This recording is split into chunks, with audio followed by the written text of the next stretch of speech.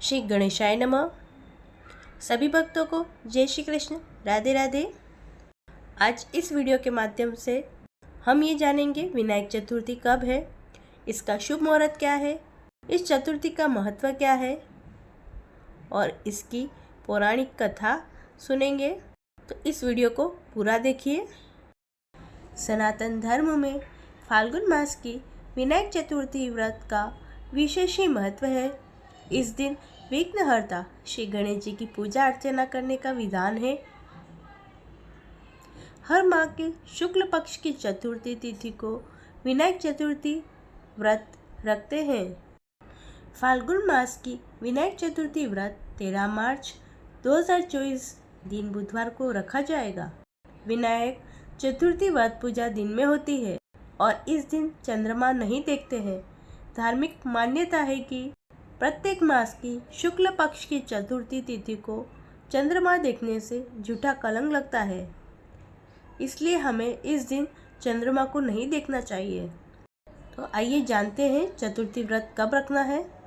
विनायक चतुर्थी का शुभ मुहूर्त फाल्गुन मास की शुक्ल पक्ष की चतुर्थी तिथि का प्रारंभ 13 मार्च 2024 दिन बुधवार की सुबह 4:03 पर हो रहा है।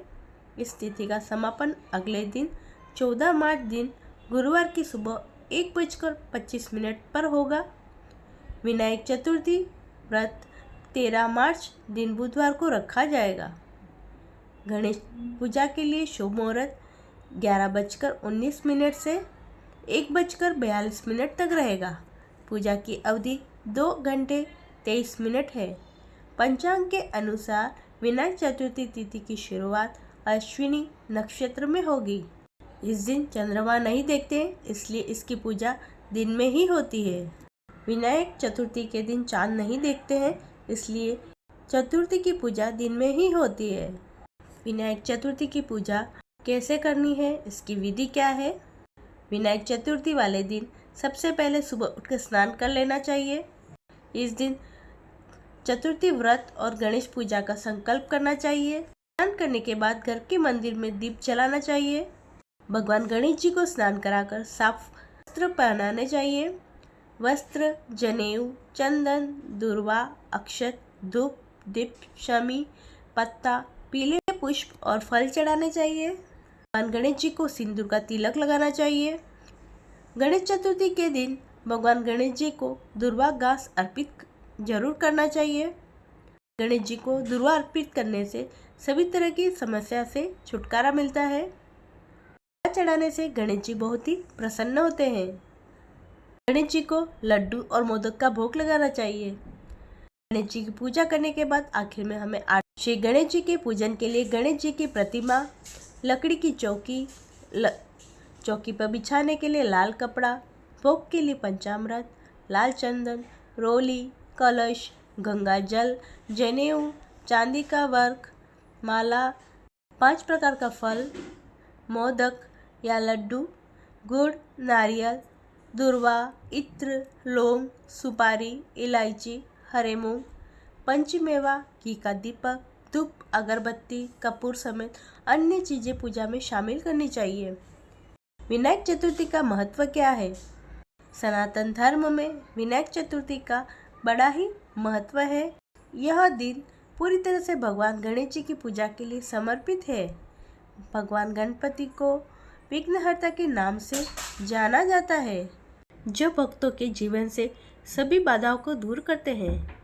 धार्मिक मान्यता है कि जो लोग नियमित रूप से विघ्नहर्ता भगवान श्री गणेश जी की पूजा अर्चना करते हैं, उनके जीवन के सभी कष्ट दूर हो जाते हैं। वहीं विनायक चतुर्थी पर सिद्धि विनायक रूप की पूजा करने से संतान संबंधी हर समस्या का समाधान हो जाता है और विघ्नहर्ता मनचाहा फल देते हैं। इस दिन गणपति की पूजा करने से व्यक्ति को 100 गुना फल प्राप्त होता है। इस दिन पूजा करते समय व्यक्ति को व्रत कथा का पाठ अवश्य करना चाहिए। तो आइए जानते इसकी पौराणिक कथा। विनायक चतुर्थी की पौराणिक कथा अनुसार एक बार भगवान शिव जी और माता पार्वती ने चौपड़ खेलने की योजना बनाई, लेकिन इस खेल में हार जीत का फैसला कौन करेगा, ये सोचकर भगवान शिव जी ने एक पुतला बनाया और उसकी प्राण प्रतिष्ठा कर दी। भगवान शिव ने अपने द्वारा बनाए गए बालक से कहा कि हम चौपड़ खेलना चाहते हैं और तुम्हें बताना होगा कि जीत किसकी हुई। इस तरह से भगवान शिव और माता पार्वती ने खेल शुरू कर दिया। यह खेल 3 बार खेला गया और तीनों बार ही माता पार्वती की जीत हुई। समाप्त करने के बाद बालक से हार जीत का फैसला करने को कहा तो उस बालक ने महादेव जी को विजयी बताया। बालक के गलत फैसला लेने पर माता पार्वती क्रोधित हो गई और उन्होंने बालक को लंगड़ा होने और कीचड़ में पड़े रहने का श्राप दे दिया। बालक ने माता से माफ़ी मांगी और कहा कि माता, मुझसे ऐसा अज्ञानतावश हुआ है, मुझे माफ़ कर दीजिए। माता ने कहा, अब श्राप वापस तो नहीं लिया जा सकता, लेकिन मैं तुम्हें इस श्राप से मुक्त होने का उपाय बताती हूँ। यहाँ गणेश पूजन के लिए नाग कन्या आएंगी। उन्हें कहे अनुसार गणेश जी का व्रत करना। इस व्रत से तुम्हें तुम्हारी पीड़ा से अवश्य ही मुक्ति मिल जाएगी। 1 साल के बाद उस स्थान पर नाग कन्याएं पूजन के लिए आई तो उन नाग कन्याओं से बालक ने गणेश जी की व्रत कथा की विधि पूछी। विधि जानने के बाद उन नाग कन्याओं से बालक ने गणेश जी व्रत की विधि पूछी। विधि जानने के बाद बालक ने 21 दिनों तक लगातार गणेश जी का व्रत किया, जिसके परिणाम स्वरूप गणेश जी प्रसन्न हुए और उस बालक को साक्षात दर्शन देने पहुँचे। बालक ने कहा, हे विनायक, मुझे इतनी शक्ति दीजिए कि मैं अपने पैरों पर चलकर कैलाश पर्वत जा सकूं। भगवान गणेश जी ने बालक को लंगड़ा होने के श्राप से मुक्त कर दिया। इसके बाद बालक कैलाश पर्वत पर पहुंचा और उसने अपनी कथा भगवान शिव को सुनाई। चौपड़ के दिन से ही माता पार्वती भी शिव जी से नाराज चल रही थी। देवी को मनाने के लिए भगवान शिव जी ने गणेश जी का व्रत किया। इस व्रत के प्रभाव से माता पार्वती स्वयं ही भगवान शिव से मिलने पहुंच गई। माता पार्वती ने शिव जी से पूछा, स्वामी, ऐसा क्या हुआ कि मेरा मन खुद ही आपसे मिलने को करने लगा और मैं आपके पास दौड़ी चली आई। तब भगवान शंकर जी ने माता पार्वती को इस व्रत के बारे में बताया। माता पार्वती ने अपने पुत्र कार्तिकेय से मिलने की इच्छा से ये व्रत किया। व्रत के 21वें दिन कार्तिकेय जी स्वयं ही अपनी माता पार्वती से मिलने चले आए।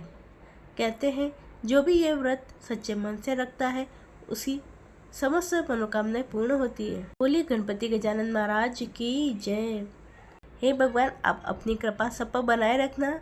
जो आपका व्रत करे, कथा सुने, कथा पढ़े, उन सब का कल्याण करना, सबकी मनो इच्छाएं पूरी करना। ये थी आज की पौराणिक कथा। उम्मीद करती हूँ आज की जानकारी आपको अच्छी लगी होगी। वीडियो पसंद आया होगा। वीडियो पसंद आया तो इसे लाइक करें, ज़्यादा से ज़्यादा शेयर करें और हमारे शेयर व्यक्ति चैनल को सब्सक्राइब करना। राधे राधे।